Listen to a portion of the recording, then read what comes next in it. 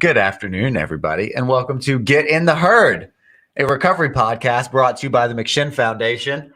My name is Alex Bond. I am your host and a person in recovery from a substance use disorder, which means that since September 23rd, 2019, I've not found the need to put a mood or mind-altering substance in my body. I'm here with a couple of participants here at the McShin Foundation, Christine and Sarah. How are y'all doing? Good. How are you doing, Sarah? I'm okay. You're all right? Yeah. We're in it. Okay. We're in here now. Mm-hmm. That's cool. So, Christine, what do you, can you just introduce yourself to people who might not know you? I'm Christine. I'm in long-term recovery. And what that means to me is since September the 1st of 2020, I have not put any mood or mind-altering substances into my body. Woo, woo. Here we go. Sarah, why don't you introduce yourself? Okay, I'm Sarah. I am a recovering addict or an addict. What that means to me is that I have been clean since the first of this year. That's awesome. Yay. That's awesome. Congratulations. Thank you. What a way to start the year. Yeah, So, did you come from jail, Sarah? I did. Okay, where'd you come from? RSW. Okay, so we got some people that might be watching this in RSW. Is there anything that you'd want to say to maybe your ex-pod mates or anything like that? I'm sorry that you're there still. Oh, that's very nice thing This to is a say. much better place to be. Mm-hmm. I mean, there's nothing beneficial, really. I mean, you know, even if you're not doing drugs, I mean, you know, sometimes drugs do come in jail. Mm-hmm. That's just real. But even if you're not doing drugs, you're not really, especially during COVID, there are no programs. There's nothing beneficial to support your recovery. So this is a good place to be. There you go. There's a little hope. Get out of jail and come to McShin. Right. Well, what about you, Christine? Do you have anything you'd like to say to your RSW mates? Yeah, same as she said. Sorry that you're still in there, but there is hope. You know, talk to Cricket, talk to Diana, get you an NA book. They give you the step workbook, and it definitely helped me make it through my time. So, you know, and at least you don't feel like you're sitting in there rotting. You know, you're doing something with your life. You're trying to make yourself better. So, you know, if you want it, definitely go for it. Awesome. So before we came on here, I was talking about, so all the Chesterfield women today that I've noticed at least have these awesome hoodies on that y'all are wearing, these like MTV hoodies. Is that like a sign of unity or anything like that? Or is it just something that y'all thought looked cool? And no, all right. We are the girls of the Chesterfield House. We have a really, really amazing group right now. We all get along really well. We all really help each other, listen to each other, and you know, we're very united there. We're a very united front. So it's kind of our little symbol, like, all right, we're going out into public now. Let's let everybody know, Yeah. you know, that we're together, and we have, it's a really good vibe out there right now. Really good energy. That's cool. It's like do you also feel like a part of this community? Sarah, have you ever felt a part of a community like that before? Can you talk about that a little bit? I mean, not really like that. I mean, you know, because we're all have, I mean, different goals, but the same ultimate goal, you know, to stay clean and make positive changes. So, you know, I mean, like I have a family that is supportive, so I feel a part of them, but this is kind of like my family too, you know, other peers working towards the same thing. Mm-hmm. So have you been able to like, you know, connect with these people? How is that experience like work? I don't know. We just have been through a lot of similar things. Mm-hmm. It was just pretty, I mean, it's like when you start talking to people, a lot of things that we've been through and a lot of things we're working towards are very similar, which makes you feel like it's definitely not a coincidence that we're here and that we're together. Mm-hmm.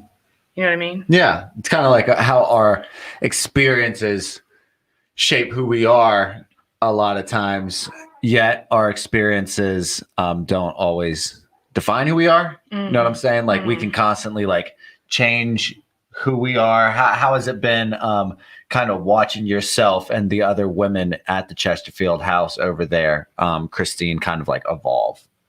Well, Well, tomorrow's my 28 days. So I've been here and I've seen, So I've seen, a couple different groups come in and out, and it definitely, just watching people go from day one to, I try to remind people when they are on that day one, I've been there, I know what it's like. It's okay. I promise it'll get better. When you come through and you're detoxing and, you just, everything feels wrong. I just, like to, and that right there gives you that bond, that knowing of somebody else has experienced this, somebody else has went through this, and they relate to me. It makes a big difference. So, and I want to throw in there, one of the girls calls us sober soul sisters. Sober soul sisters, you two? Well, that's what one of the girls in the house calls all of us in the house. Yeah. Oh, y'all got like a little team nickname. Yeah. A little team name. And our uniforms. Yeah. And uniforms. Yeah. That's pretty cool. So like how this experience, what I'm hearing you say, Christine, has made you feel a little less alone. Yes, absolutely. And because you find those shared experiences, that's what I was kind of hearing you say, Sarah, is that it makes you feel like what your experiences are doesn't, it's not exclusive to you. What's been your favorite part of the program thus far, or your favorite part of being in recovery so far? Being clean for real, and being okay with being clean, and finding other things that you want to do that are fun, or not being high, or not using drugs, Yeah, because I feel like if I was going to Walmart to shop for hoodies, even something as simple as that, I'd have to be high to do. You know what I'm saying? Like going out into public and doing regular fun things required some sort of level of substance use. Yeah, and definitely. it's awesome that we can do things like that and be comfortable with who we are. Is that something that you're still learning how to do, is be comfortable with yourself, or is it something that you struggle with? Yeah, I definitely struggle with that. Yeah. What makes you say that? Well, I think you could tell that before we got into this podcast. Oh, you're going to scoot it closer to me. Yeah. I don't know. I don't always know how to, talk about my feelings or how I'm feeling, speaking in front of people, or just being comfortable in my own skin. I think I just have a lot of guilt, and my self-confidence is pretty low. So I need to work on that. Yeah, but that's really nice that now we're like clear-headed enough to see and know that. Like me, I thought my confidence was really high until you take the substances away, and it's like, oh man, maybe this. Yes, Johnny Fab, I am shopping for hoodies. That, once I take the substances away, I'm actually a person with not as much self-worth, and I needed to use to make myself feel confident. And I've kind of been able to regain that over time. Has your self-esteem kind of gone up since you stopped using? Was that a motivation for you to get clean, Christine? Yes, absolutely. Just being able to talk to people in general has definitely gotten easier for me throughout the last 28 days. Because one of the main reasons that I started self-medicating using was social anxiety. So definitely that's something that I've started this habit of putting myself into uncomfortable positions that I know are going to make me uncomfortable, just to prove to myself that I can push through them, like this podcast. What an example! So that's how you get over your anxiety, is just kind of trying to like face it head up. Are there any other like words of advice? Because I know, it's something that I didn't usually struggle with until I started getting clean, was anxiety a little bit. But I know other people who have like serious chronic social anxiety, and that's part, as you were saying, of the reason that they use. Is there any other like words of advice on how to get through anxiety like that? My main thing really is, because this is the first time, like I had social anxiety before I started using as a child, but this is my first time dealing with it without drugs. So I just had to push myself into, all right, this is what we're going to do. We're going to put ourselves in those positions so that you get used to it. Like right now, I'm sweating so bad. I'm so nervous. Me too, but it's a little hot in here. And I really appreciate y'all coming on because, like, I asked Christine, and she was like, "I guess, like, do I have to?" And I was like, My exact words "Nope." were, "Oh my God, let's go." Oh my God, let's go. And Sarah, you took a little bit more convincing, but like I told you, I was like, just kind of like getting clean. It's like, I don't want to miss out on stuff anymore. Like, I feel like I say almost to a detriment, yes, to like everything, because I feel like I got to make up all this lost time and energy and effort on stuff that I just like dreamt about doing when I was using and then never followed through on. Is that similar for you? I mean, why did you end up giving this a shot? Because we pleaded. We were like, Sarah, you got to try to do this. You won't regret it. I think you'll have fun. So why did you end up, doing this podcast right now? I mean, you weren't giving up on me for one. You were very convincing. Yeah, you guys were pretty convinced, especially you. But I don't really know the answer. I just decided I don't want to keep saying no. That's cool. To just do it, maybe. Well, and one of the reasons I bring it up is because I think it also, it's something that's been affected me recently, is that we always have a choice. Like we always have an option to say yes or no, or react. I've been reacting poorly to things lately instead of taking a deep breath and responding to them and getting in my head and wanting to do whatever I want, even though it may not be good for me. And it's kind of been a really like reflective moment for the last like few days where I'm like, I just got to protect myself while also not being selfish. Mm-hmm. Does that check out? Yeah, absolutely. Absolutely. Has that been a difficult piece for you, Christine, as being able to kind of like cut off certain things and doing what you want while, doing what you need at the same time? Yeah. My thing is, I'm a giver. So I have to set a fine line there with how much of myself I can give, because I do have to remember that my recovery comes first. I have to come first. I can't do anybody else any good if I'm not where I need to be, if I'm not healthy. So I have to, I have 3 children. So I have to remind myself that while I might not be there with them right now, I have to be a little bit selfish right now. I have to worry about me for a little while so that they, so that they have the mother that they deserve, and that I'm a healthy mother, and that I'm actually there. Because before I was physically there, but I wasn't actually there. Oh yeah. You weren't like present. Yeah. Even though you were there. I totally understand that. What would you consider have been like those pillars of your recovery then? What do you mean? Like like a lot of the motivating things that you do in your recovery. So, is it service work? Is it meetings? Is it connecting with other people? Is it your network? Like what are kind of like the main motivators and motivating factors? In hearing other people's stories. Okay. Is one of my main ones. And then service, wanting to give back, wanting to do like this podcast, something that, might motivate somebody else to change, something that might help them to, like maybe somebody else has social anxiety, and, me saying that, how I dealt with it, how I'm working on dealing with it, I want to help somebody else. I want to make it a little bit easier for somebody else. There you go. They can look at what you're doing and say, hey, my thing's small. You know what I'm saying? I feel like that's what helps me is when, I start, it's not like a healthy thing to do, but there's always someone who's got it worse than me.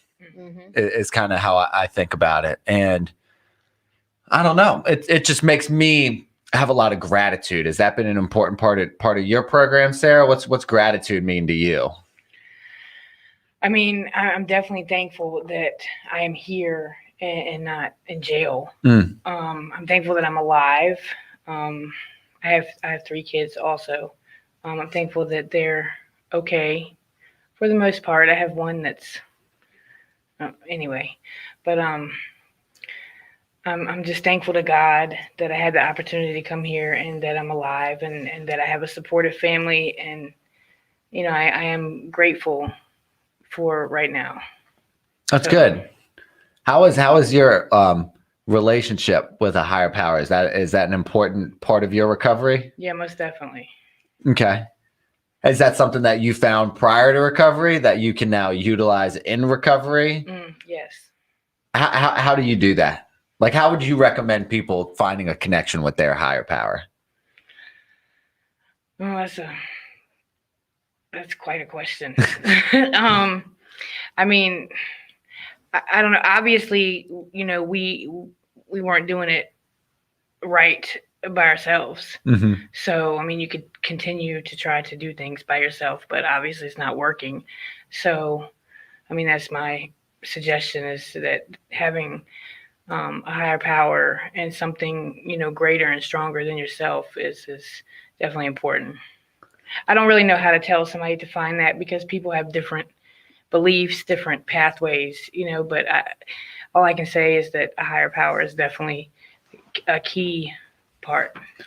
No, that's a great answer, honestly, because like I didn't, it took me being open-minded to reconnect with my higher power, which is kind of what I'm hearing you say, is that like if you're not willing to change your way of thinking, then so be it. We'll just keep doing the same thing over and over again, expecting different results. But for me personally, connecting with my higher power was a major part of my higher power lifting the desire to use from me.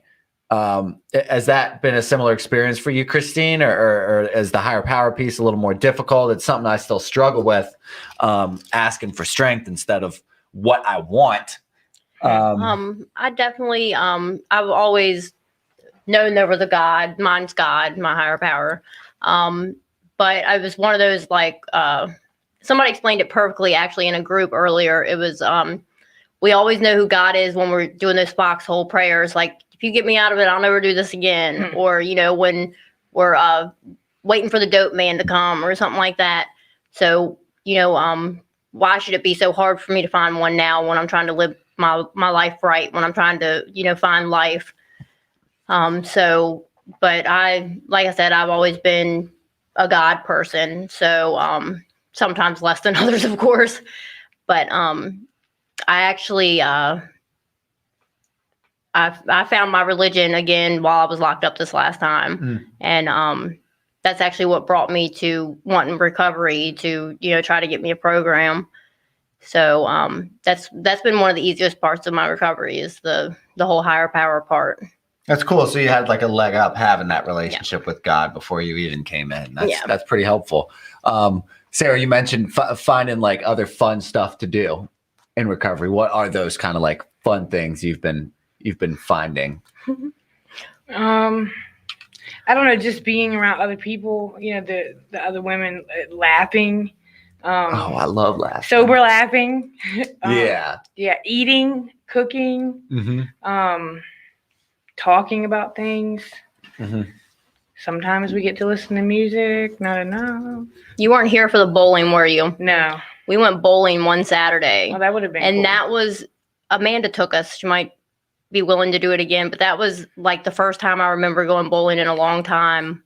But it was great just to realize that, you can have sober fun. You don't have to, because like you said earlier, I had to be high to do anything. And it's good to see that you can laugh and even get along with other females is something for me that I didn't, I wasn't willing to do when I was getting high. So being sober, I've found bonds with other females that I never thought I could have before. Yeah, absolutely. You might not want to ask me about fun, because I just got out of jail. So the grocery store is like amazing to me right now. Walmart. Yeah. Just going through the cereal aisle sounds like fun. Right? I still have fun going to the grocery store, because it's like I usually never, I ate fast food because I was just so quick and on the run. I always ate like shit, and I never had enough money to go grocery shopping.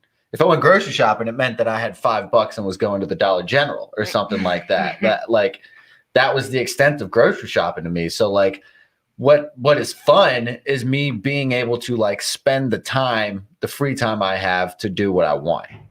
In short, whether it's something that I need to do, like grocery shopping, or, having a washer and a dryer in my apartment that I can do laundry with without having to like spend money on, or, make sure my work uniform is clean for the next day because it's been used 5 times this week because I'm so lazy. Like, that's my story. You know what I'm saying? Mm-hmm. So, yeah, that's really cool. I just love laughing in recovery. Also, it's like just a different experience being able to connect with people. And that's like we've also gotten into like card games that I've known about for years, but would never play. Like what was the name of that one? X-rated or rate it. No, that's not what I'm. The talking rating about. one or the what's the other one? What do you meme? Yeah, that one. what do you mean? I've heard that one. That was pretty fun. Yeah, that is cool. but just to be able to sit there, and actually wholeheartedly laugh at something that you would have never even thought to do before. Yeah, just be silly and be yourself. Honestly, being able to find myself was a important part of my journey personally. What's been maybe the most difficult piece? What have been some harder things that you've struggled with, Sarah? Doing podcast. Doing podcast. Yeah. No, I mean, really just like opening up. And talking, especially when we're in a bigger group, or just talking about my feelings or sharing, that's the hardest part for me right now. Is it kind of like actually identifying how you're feeling and then talking about it, or is it just putting it out there? Because I know for me personally, it took a while before I could actually like figure out how I felt, what I felt. Yeah. Because a lot of times it was just stress and guilt. Like I always remember feeling like guilty, like I did something terrible the night before. It's both. Okay. I didn't mean to interrupt you. No, please. Yeah, so you think it's a little bit of both, of identifying how you're feeling and actually sharing it? Yeah, it's both. I mean, I've never really liked speaking in front of people. But I think that it would probably, once I really identify how I feel, I think it would probably be easier. Because right now I'm just like, no. You know what I mean? Yeah, I totally understand. But I'm trying. I'm working on it. And you're doing a good job. Look, you listened. You took some advice, and now we're having a blast. Isn't it awesome? Isn't this so much fun? Yes, it is. Good. It is good. Christine, what's been a challenge for you in recovery?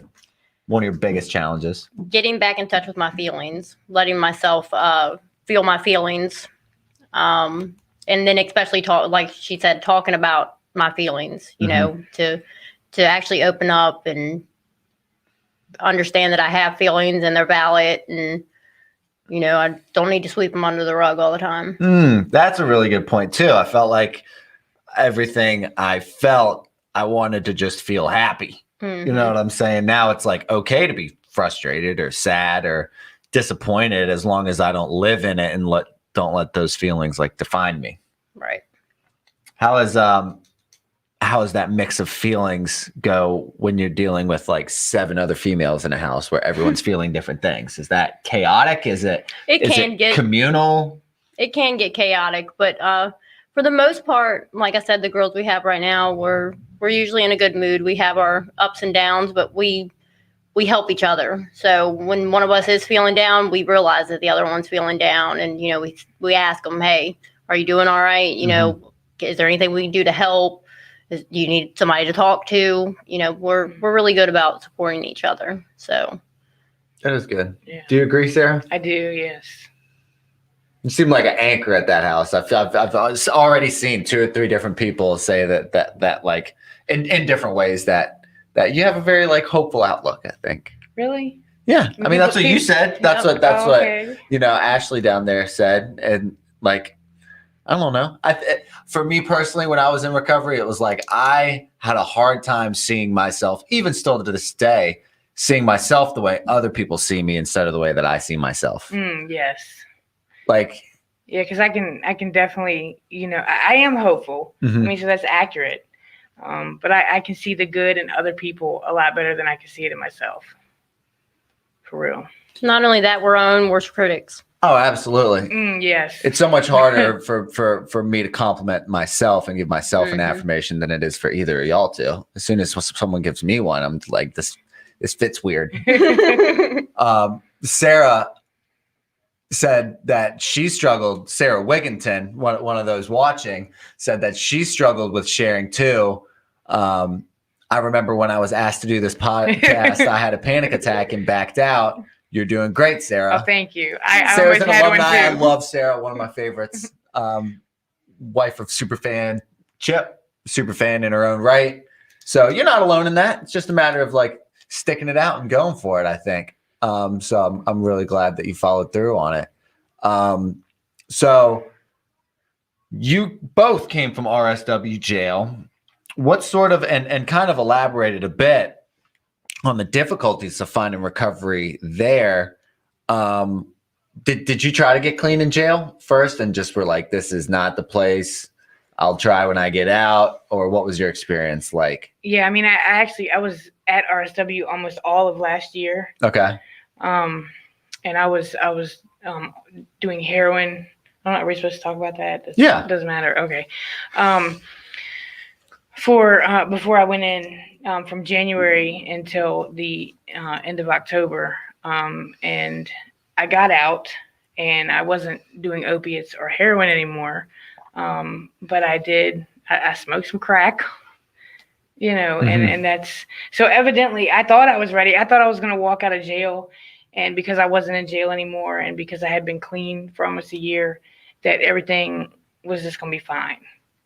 But I got out too, I didn't do anything in there, and it was during COVID too. So there was no NA, there was no church, we couldn't have visits. So there were no programs. I tried to do things to better myself. But I was just like, okay, well, I'm clean. When I get out, everything's going to be fine, But I still went out to the same world that was waiting for me, the same place that when I went in. And so I was doing okay. I was doing better. But obviously, I still had the same mentality, And so I messed up, and then I came back. That's how I started the beginning of this year. Was the same way I started the beginning of last year, was in jail. And it's hard. Like right now, there's no mental health counselor there. So you have to work. If you want to go to recovery, you have to really put in some effort. You can't just go to the counselor and say, I want to do a program or I want to rehab. You really have to work to get there. I don't know if I even answered your question. But. You did. No, really well, because that was my main curiosity and question, is kind of like if you found recovery in jail and how it worked. And to kind of mirror what other people have said in the past, is it is hard in jail. It's not non-existent, but you got to put forth a lot of effort. Is that what your experience was as well, Christine? Because I remember you saying earlier in the pod, find a basic text if that's what it takes. So what was yours like? Well, this is the first time that I had went to jail. I've been locked up multiple times and done some pretty extensive stints. And this was the first time that, of course, I actually wanted it. So I did chase after my recovery when I was in there. I was trying to get a rehabilitation program anyways. So I started trying to go through the mental health counselor. That was right before she left. And then she ended up leaving, so that fell through. So I had to convince myself that, when it was the right place for me, God would give it to me. So, I went back and forth. I got, Diana had just, right after I came, she stopped coming to see us. But right before that, I had spoke with her about, coming down here and about getting a step book and, basic text and all that stuff. So, she actually got all that for me. So I started, reading through the book and looking through the study guide. I wasn't brave enough to start that yet, but, just seeing what kind of questions it was that it asked you in the first step. And, then like she said, you have to fight for a program if you want it in there. So, I fought and talked to Cricket and, he told me, you sound a lot like me. You always, when the situation gets tough, then you want a program, So, I had to prove myself to them a little bit, that I actually wanted it, but, you can get it. you have to fight for it. You have to fight for yourself. And I have a couple people, still in there that I'm telling this to. You got to fight for yourself. They're luckily with COVID, they're giving a lot of people programs. Mm-hmm. But that's also making it harder for you to get into programs because people aren't coming in like they do, or a lot of programs right now won't take you straight from jail. You have to quarantine for a week, 2 weeks, and it's hard to get a judge to give you a bond saying, "Oh, you can quarantine for 2 weeks and then go to a program." Because then, what if something happens to you in that time? Yeah, that's a fair point. Yeah. So, but do you know other people who have had to do that and are pretty much like can't get a bond because their program is making them quarantine? You know a lot of people, Sarah, that have to do that? Yeah.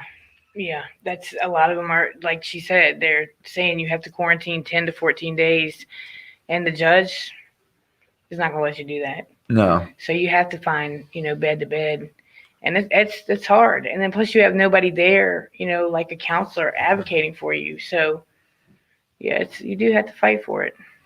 No, I'm glad y'all bring that up because it's like just another example of how, people like us with our disease are treated as criminals when we're sick a lot of times. You know what I'm saying? I mean, I'm sick and need help.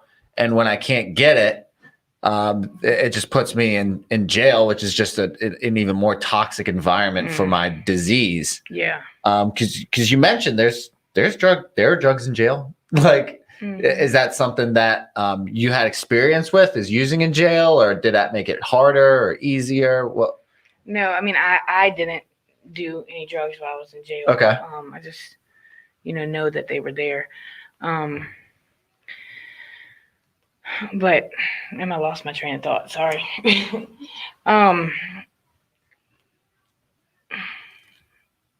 That's all right. Yeah, my bad. It's all good. Is that any experience you had with using in jail or avoiding using in jail, or are they plentiful in jail? I just, I've gone a few times and I know, subs are plentiful in jail, but that was pretty much it in my pod, at least.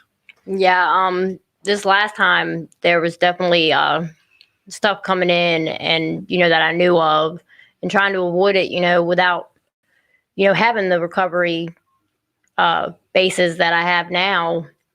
It was definitely, a lot harder. I feel it's easier for me to say no than it was then. And previous times when I've been locked up, there's definitely it's definitely plentiful in there. Yeah, because what I'm hearing you say is you didn't have that foundation. Yeah, that recovery foundation already. Has it been difficult to being on the outside in recovery and having to cut off those people, places, and things, or have the ladies helped out with that? I mean, I feel like when I got into recovery, it was like uncomfortable trying to create this new life. Has that been a hard thing to do, or has it been actually more freeing for you, Sarah? Well, both in different ways. Mm-hmm. I mean, because I was already tired, because I have been doing drugs for a long time. I mean, since I was a kid. So, I mean, I was already tired. I just didn't know how to change my lifestyle really, because that's what I was used to. And so it's freeing. Definitely, not having to worry about being dope sick is a huge burden. Not having to worry about, are you going to be sick, and, making sure that you're not. Because that's exhausting, especially after years and years and years. But just, it's definitely freeing not having to worry about, where, making sure that, you're going to have your drugs. But it's also hard, to try to change your way of thinking and your behaviors that you've had for so long. Yeah, to undo all that. That's why a lot of people say it takes just as long as you were using to figure out how to live without using. You know what I'm saying? So if I was using for 15 years, it's going to take me 15 years to try to make up for all of that time, hypothetically. Does that scare y'all? Yeah. Yeah. Yeah, absolutely. It's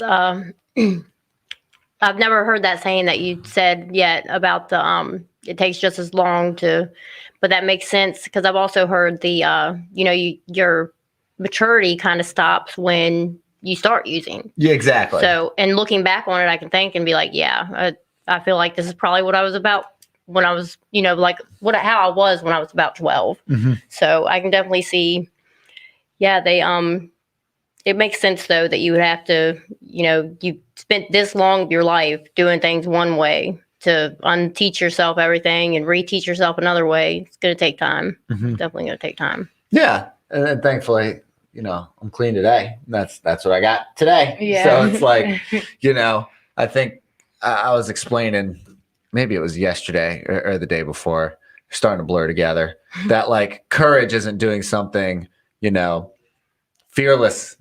It is doing something despite fear. You know what I'm saying? It's like doing something despite being fearful of doing it. Like, it is courageous that you came on this podcast, even being afraid of it, or being afraid of the public speaking, the anxiety of it. That is courageous compared to like, coming on to something or coming on to do the podcast while not being afraid of it isn't as courageous. You know what I'm saying? So both of y'all were like, oh my gosh, I don't want to do this. What you're doing is courageous because it is you getting out of your comfort zone and, facing conflict. As you were talking about earlier, have you felt more likely and liable to face conflict a little more head on since being in recovery? Or are we still kind of in like a fight or flight mode? Because I know I definitely can be in a flight mode. As soon as conflict comes up, I can be like, okay, I'll deal with this later. I mean, again, I can say both. Okay. Because I'm not going to act like I'm there yet. You know what I mean? But I definitely see improvement. Because my just speaking of the podcast again, my initial reaction was to be like, no, I'm not doing that. No way, I'm not doing that. But then you talked to me and I was like, okay, I'll do it. Whereas I don't think I ever would have given in to that before. So that's just one example. So it was kind of like the reverse peer pressure. Yeah. Reverse peer pressure. What about you, Christine? Have you found that you are more willing to resolve conflicts, or are you still conflict averse? No, I'm more willing to do them head on. So like if something, is bothering me, I'm more likely now to say something to somebody like, hey, this is what happened, or as to where before I would have been like, okay, I'm going to avoid this person for the next 5-6 days until, I don't think about it anymore. Yeah. And then that also brings up like the accountability piece is usually kind of what may cause conflict. So instead of like resolving conflict, a lot of people have trouble with bringing something up that could be poor behavior or holding someone accountable or someone using or just not following the rules, which could end up causing conflict, which I think is actually the best way to resolve them is before they happen. Right. Frankly, has that been a little easier for you now? Because you recently are become the assistant house leader at Chesterfield, correct? Yes. Is that because you're not afraid to hold people accountable? Is that something that you have to learn? What's kind of your experience with that? Well, we've had a couple of incidents of people using in the house or overdosing. So, that kind of brought the reality to me of, look, it's not snitching or telling on somebody if you bring it to their attention. Hey, this is what you're doing. And, it's putting all of us at risk. Mm-hmm. It's not just putting you at risk. We're all recovering addicts in here. It's putting everybody at risk. So, I think, the way I see it is I want somebody else to hold me accountable. So if I'm holding somebody else accountable, maybe they'll do the same to me. Yeah. Even if it's like a vengeful thing, I want somebody to hold me accountable. So I'm going to do it for somebody else. Yeah, because people will call out a hypocrite all day. Yeah. And I'm a hypocrite, you know what I'm saying? Because I'm a flawed human being. If I go around holding other people accountable, they're going to wait for that moment that they get to hold me accountable. I'm like, all right. You got me. You're right. What I'm doing is messed up. Has that been a similar experience for you, Sarah? Are you learning to or are you more the person being held accountable right now? Both. Again, I keep saying both. Keep it rolling. The shoe fits. Yeah, I mean, I don't like dealing with conflict, but I am learning, to deal with it. Especially if you see a problem arising, trying to deal with it beforehand, before it becomes a bigger problem, rather than just walking away from it, which is what I would probably normally do, unless I'm mad, and then but then I'm also learning how to do that too. Like like I got mad at somebody the other day, and I don't really normally get mad easy, but she made me pretty mad. The girl that was there for 10 minutes. And then I felt bad. I mean, I felt like she was being disrespectful, and not just to me, but to Miss P and several other people. And I said something to her, but I didn't. I should have, talked to her, not just, popped off on her like that. You know what I mean? So I went back and I apologized, and so I'm learning how to deal with conflict better. I'm trying. Hey, look, effort goes a long way. Effort goes a long way for sure. Todd, you got something? Well, I mean, you both had mentioned that you have three kids. Mm-hmm. So have you and I'm sorry, Sarah, how long have you been at the house over there? 9 days. 9 days. Yeah. So you're still fairly new to the program, but you've been here 28 already, or that's this Sunday. Tomorrow. Tomorrow. Okay. So have you been able to have contact or to get in contact with your family since you've been here? And how's that been received from, once you guys have come into the program? Yeah, I keep in regular contact with my family. Luckily, I'm blessed to have all my kids with family members, so they're not in the system and all that stuff. So it's definitely I feel like my family sees a change in me, so it's been received well. But I'm trying to. I know it's going to take time. I know that I've done a lot of damage there, and I have a lot I'm going to have to prove. Well, I guess maybe to piggyback off of that, so you're at 28 days. Are you planning? I mean, are you staying longer? I mean, and like I said, Sarah, I know that it's going to be early for you to decide on that. But I mean, do you both have plans to extend past the 28 days or stay, however long you feel you're needed? Yeah. Like Alex just said, I just got the assistant house leader at Chesterfield today. So I'd already planned on staying longer than my 28 days. I'm actually in the middle of a court case right now. So I at least want to stay until that's all resolved.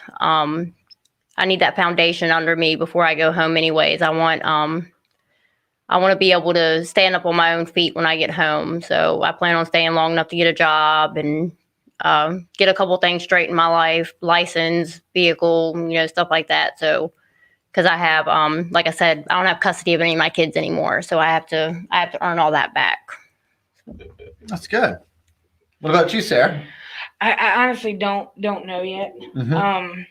There are things at home going on that I really, want to get back to and deal with. But I also know that like Christine was saying, I have to be in a place where I can actually, do something about it. I have to be self-sufficient, and 28 days is great, but it's not really a long time. So yeah, I just don't know. I've been here 9 days, so I can't make that decision right now. Well, but yeah, I wasn't. Yeah, no, you trying said that. To pose that in the way that you would. I figured you would. She's so worried about what she's going to eat for dinner tonight, man. Well, and you're still fresh in your recovery here, and you're still getting your feet underneath yourself here. Right.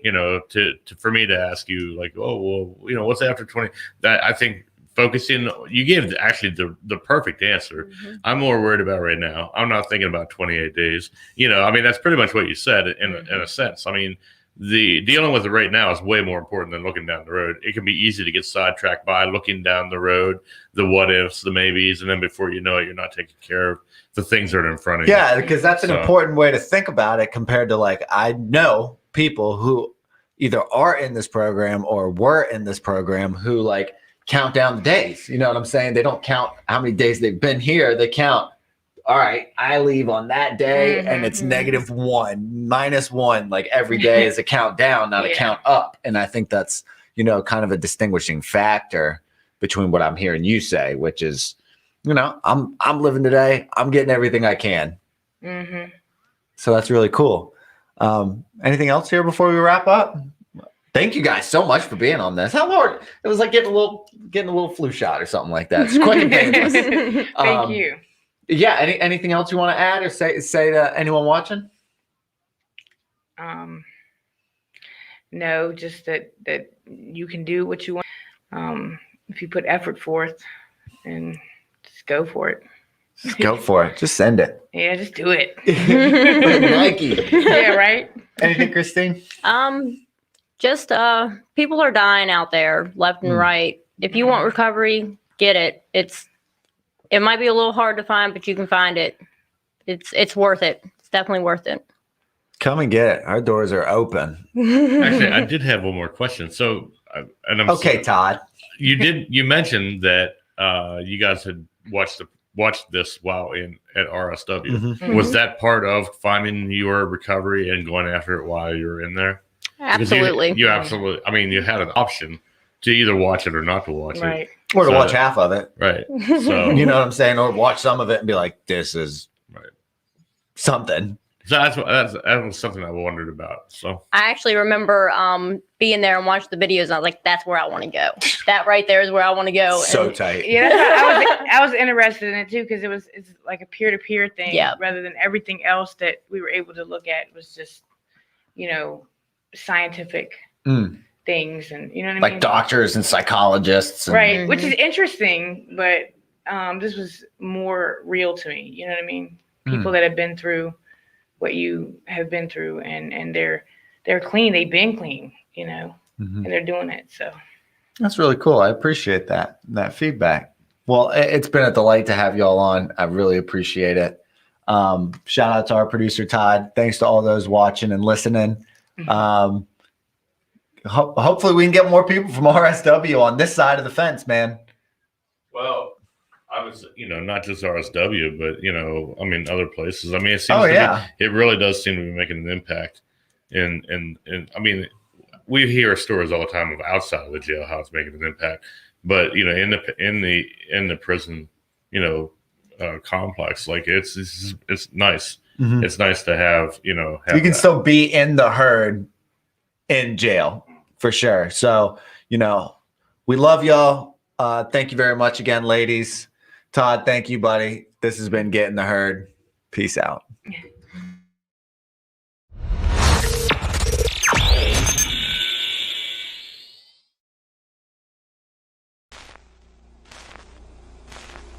My name is Shannon Lance. I'm currently here in recovery at McShin Foundation. I got out of jail on January 10th, 2021, and while I was incarcerated there, my mother passed away due to COVID complications on December 14th. It was a really challenging event in my life. While I was incarcerated there, I watched the recovery videos and the podcast on the tablets there, that was made by the McShin Foundation. Getting the Herd podcast really made me feel like I was a part of something on the outside because, there's people that are commenting and just seeing, people that I was incarcerated with on the videos and just thinking, man, that's going to be me, before too long. And, I'm going to be sitting there in them rooms and, be able to be a part of the podcast and Get in the Herd series. And, now I'm a part of the Herd here at McShin, and it's an amazing feeling, and it's nice having a fulfilled sense of hope in my life currently, and just to live one day at a time, and just to have positive feelings in my life and good relationships with my family and friends is an amazing event.